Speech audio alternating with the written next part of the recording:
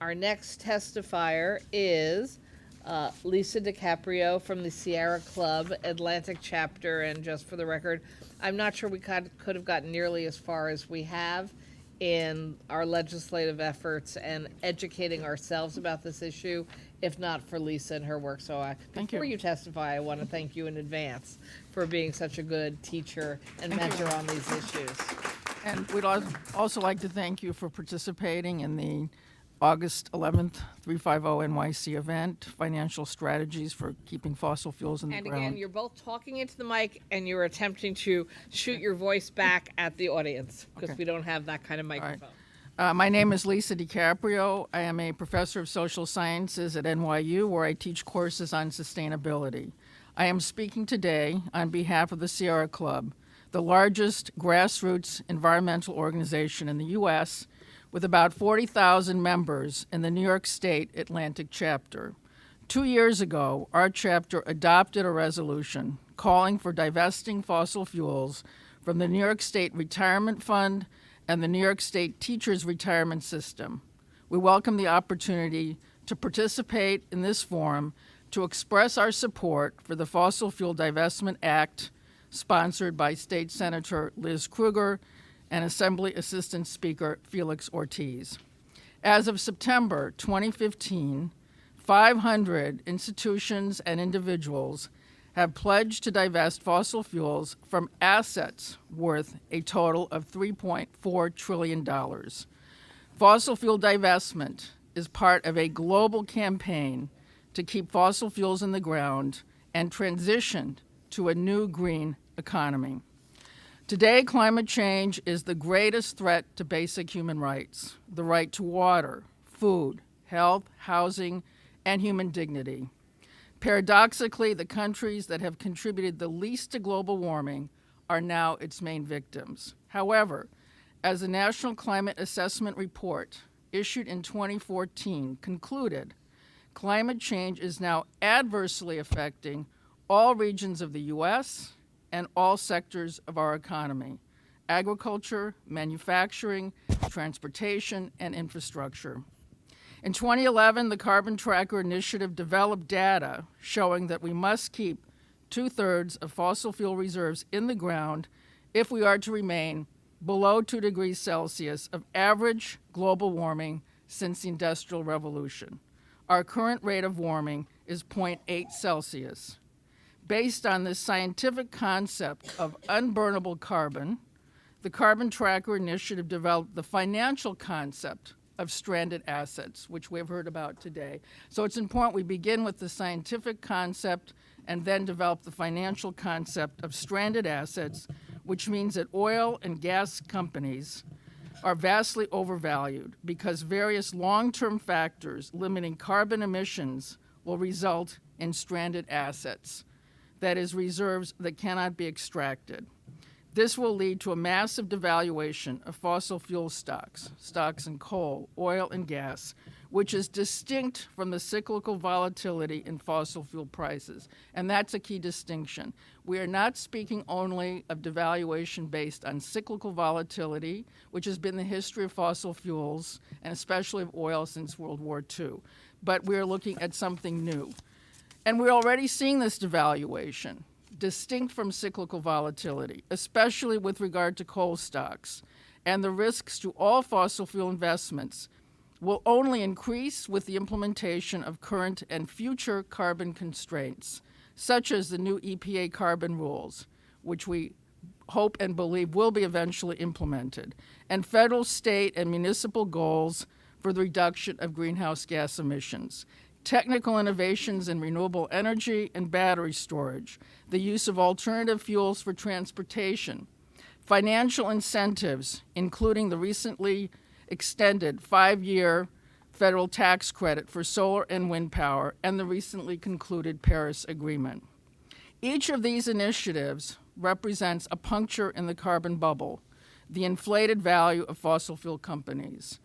Here I will focus on how environmental organizations, as well as corporate and financial analysts, are predicting that the pledges made by 187 countries for the reduction of greenhouse gas emissions at the meeting in Paris in December 2015 will transform energy markets by shifting investments from fossil fuels to renewable energy.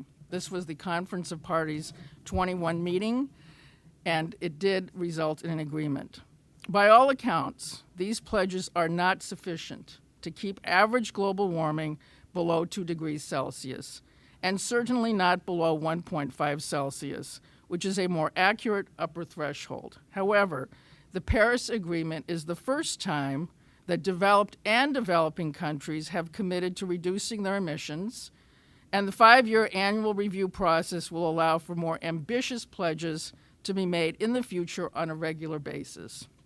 Fulfilling these pledges will require increasing energy conservation and efficiency and expanding renewable energy, all of which will displace fossil fuels worldwide, strand fossil fuel assets, and devalue fossil fuel investments. For example, the COP21 meeting in Paris also featured the launch of the International Solar Alliance by France and India, which will include 120 governments. So this is an important launch. I don't think enough attention has been paid to this. And we also saw the origin of the Global Solar Council, comprising over 1,000 companies, which seeks to promote solar power internationally. As Clifford Krauss and Keith Bradshaw wrote in their article, Climate Deal is signal to industry, the era of carbon reduction is here, which appeared in the December 14, 2015 New York Times, quote, if nothing else, analysts and experts say, the accord is a signal to businesses and investors that the era of carbon reduction has arrived. It will spur banks and investment funds to shift their loan and stock portfolios from coal and oil to the growing industries of renewable energy like wind and solar, end quote. Similarly, Jennifer Morgan, the global director of the climate program from the World Resources Institute, stated that the Paris Agreement sent, quote, a long-term signal about the inevitable shift to a zero-carbon economy, end quote. As reported in a December 12 The Guardian article, Paris Climate Agreement makes signal end of fossil fuel era. Paul Pullman, the chief executive of Unilever, stated, quote, the consequences of this agreement go far beyond the actions of governments. They will be felt in banks, stock exchanges, boardrooms, and research centers as the world absorbs the fact that it is embarking on an unprecedented project to decarbonize the global economy, end quote. Institutional investors also view the Paris Agreement as a turning point. As related in the article, pension funds welcome momentous Paris Climate Agreement, which appeared in a December 15 edition of the publication Investments and Pensions Europe. According to this article, quote, investors stated that the agreement showed great potential and would accelerate the global transition away from fossil fuels to a low-carbon economy, end quote. The article quotes Stephanie Pfeiffer, the chief executive of the Institutional Investors Group on Climate Change, as stating that, quote, the agreement was an unequivocal signal to investors that an escalation of financing for low-carbon infrastructure was needed to deliver the targeted reduction in carbon emissions, end quote. This organization, the Institutional Investors Group on Climate Change, ILGCC, is, quote, a network of 120 members, including some of the largest pension funds and asset managers in Europe, who represent nearly 13 trillion euro dollars in assets and take a proactive approach to managing risks and opportunities related to climate change, end quote. Investors worldwide must choose which side they are on. According to a 2012 International Energy Agency report, $1 trillion must be invested annually and globally in green infrastructure and technologies if we are to remain below 2 degrees Celsius of global warming. Currently, these investments total $300 billion annually. Institutional investors such as the New York City and New York State pension funds, can and must play a crucial role in meeting this goal by divesting from fossil fuels and reinvesting, in whole or in part, in green infrastructure and renewable forms of energy. In conclusion, we call on the New York State Legislature to support the Fossil Fuel Divestment Act as an ethical and financial imperative.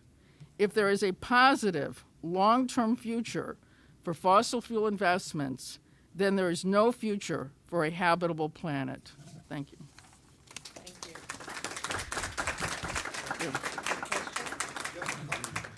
Just a quick comment, Dr. DiCaprio. I really would like to really thank you for all Thank of you. your work on human rights and the climate change.